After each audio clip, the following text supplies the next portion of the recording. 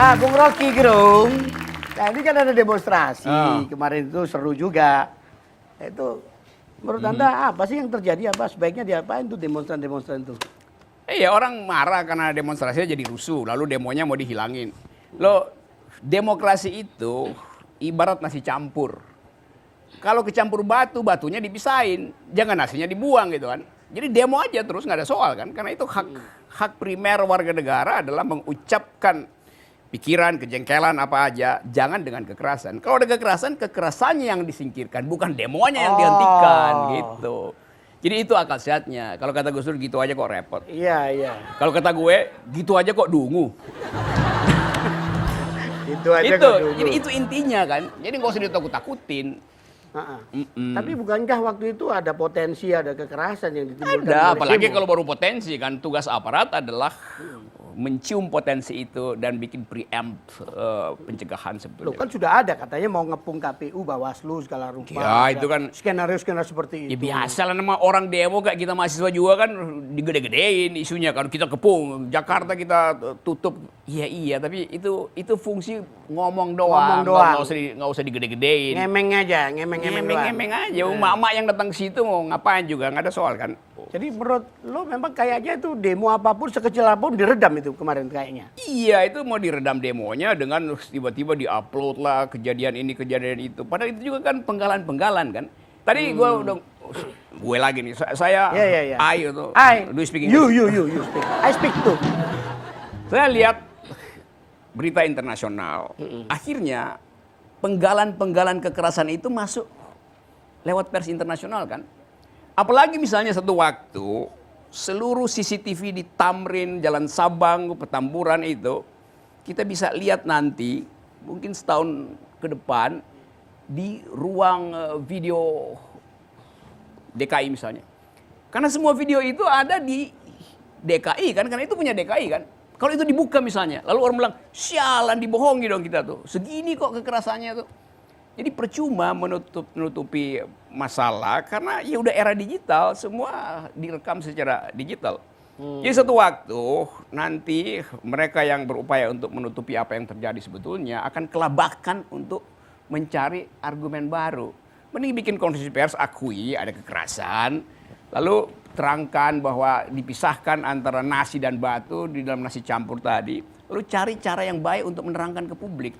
Kalau sekarang publik makin nggak percaya keterangan dari resmi dari otoritas itu. Tapi terus kemudian ya maksudnya pemerintah dalam hal ini aparat hukum, keamanan kita kan ya demi menjaga ketertiban umum kan menjaga preemptif itu sedini mungkin kan bagus dong. Bagus aja. Kan seminggu sebelumnya bahkan udah diberitahu bahwa akan ada penyusupan segala macam. Iya. Loh justru masyarakat jadi aman karena aparat udah tahu akan ada penyusupan. Yes. Ya karena itu dari awal dibersihkan. Jadi kalau udah tahu tiba-tiba ada yang lolos, itu artinya tidak sempurna pengamanannya kan. Kan kita mau tagih sebagai warga negara, saya mau demo, saya ingin supaya demo saya ini tidak diganggu oleh siapapun. Jadi saya berdemonstrasi dengan asumsi aparat akan melindungi saya berdemo tuh. Karena itu merupakan hak konstitusi. Itu hak paling dasar dalam demokrasi adalah mengucapkan pikiran. Artinya pengamanan atau penahanan atau ya apa namanya barikade terhadap para demonstran itu menurut Anda lebay? Berlebihan itu. Karena begini ya, ini masalahnya. Kan kita sudah ada dalam iklim demokrasi. Pak Jokowi memerintah ketika Indonesia sudah demokratis itu. Iya. Karena itu orang akan tagih, kalau demokrasi sekarang merosot nilainya, ya kita tagih pada presiden dong, pada Jokowi kan. Kan kita nggak tagih pada Om Wai kan, atau pada Miracle, nggak bisa kita tagih. Nggak bisa. Kita Sama halnya misalnya, dulu waktu kita merdeka, begitu kita merdeka kita masuk dalam era demokrasi. Dari tahun 55 tuh, udah demokrasi, pemilu paling bagus itu. Tapi dia cuma bertahan 4 tahun, 59 Soekarno kendalikan lagi politik sehingga dia jadi otoriter tuh.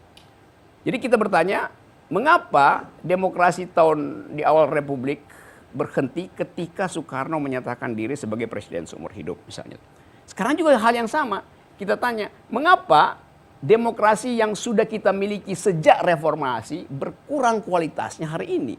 Kepada siapa kita mesti tagih? Kepada pers. Pers merasa justru dia adalah korban dari pengendalian opini publik tuh. Lo minum dulu, kan emosi kayaknya. Kenyang. Yap. Itu enggak. Apa namanya? Lu belum minum dari minum Oh, belum? udah gue serius tadi minumnya nih. Sekarang gue minum yang lebih serius lagi. Sudah. Aha. Ini lu nggak mau minum takut diracun kayaknya ya? Berat aja lu. Kehati-hatian itu penting era ini. Nah, lu juga berbalik. Nah, tapi itu kemudian kan adalah jenderal, mantan jenderal pensiunan, purnawirawan. Ya kita sebut aja namanya, apa-apa. AM Hendro Priyono. Ya, oke. Mantan kepala BIN kan? Dia kan selalu bikin tuh videonya yang sempat viral. Siap mengamankan demonstran dengan anjing-anjing terlatih. Nah, ini gimana nih? Iya memang fungsi Lu kan bikin tweet kan, anjing itu simbol makar tuh katanya Ricky. Gua nyindir lo ya. Ini anjing itu simbol makar. Nah, ini sindiran tuh gimana? Padahal anjing itu kan setia itu pada ada majikannya. rentetan tweet saya terangkan bahwa anjing itu adalah simbol orang atau simbol keinginan untuk mempertanyakan sesuatu tuh. Itu anjing sebetulnya dalam tradisi filsafat Yunani. Ada seorang filsuf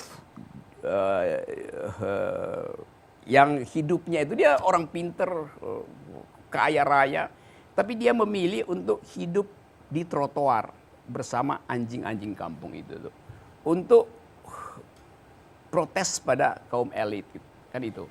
Jadi anjing ini sebetulnya bagi si elit di Yunani dia makar, karena bersatu dengan si filsuf untuk memberi kritik gitu. Bersatu dengan pers untuk memberi evaluasi terhadap politik. Jadi anjing itu dia menggonggongi kekuasaan. Karena itu selalu disebut sebagai watchdog. Ya, Nah, anggota DPR, pers juga itu adalah watchdog. Watchdog menggonggongi kekuasaan. Karena yang potensi untuk berbuat jahat adalah kekuasaan. Itu udah dalil tuh. Jadi fungsi anjing adalah mengingatkan. Nah, kalau anjingnya berbalik untuk menyerang saya, itu anjing dungu namanya. Anjing itu tugasnya menggonggongi istana, bukan menggonggongi rakyat. Jadi menghalau rakyat dengan anjing itu salah kaprah. Tapi anjing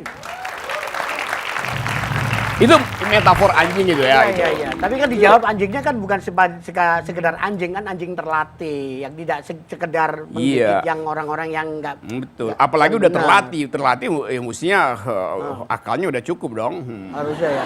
Oh iya. Mestinya jangan menggonggong tapi ajak diskusi gitu kan. Masa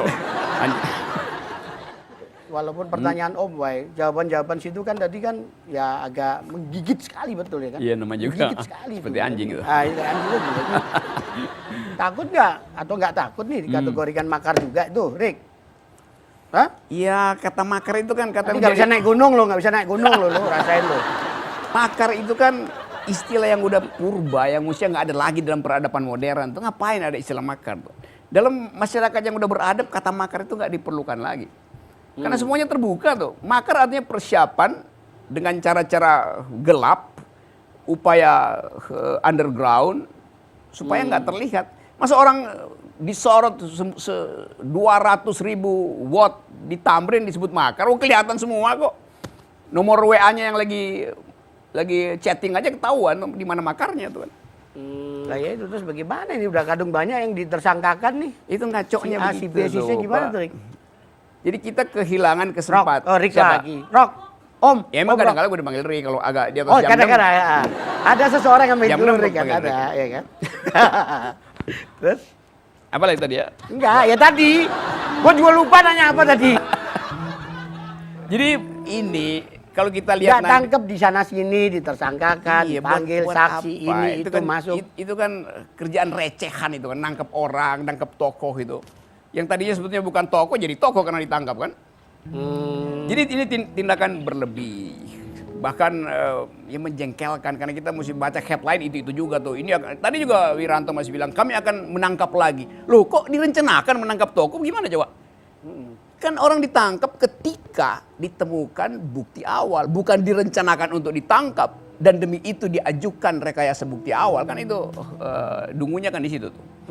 Aduh, salah lagi ya udahlah. Musik gua.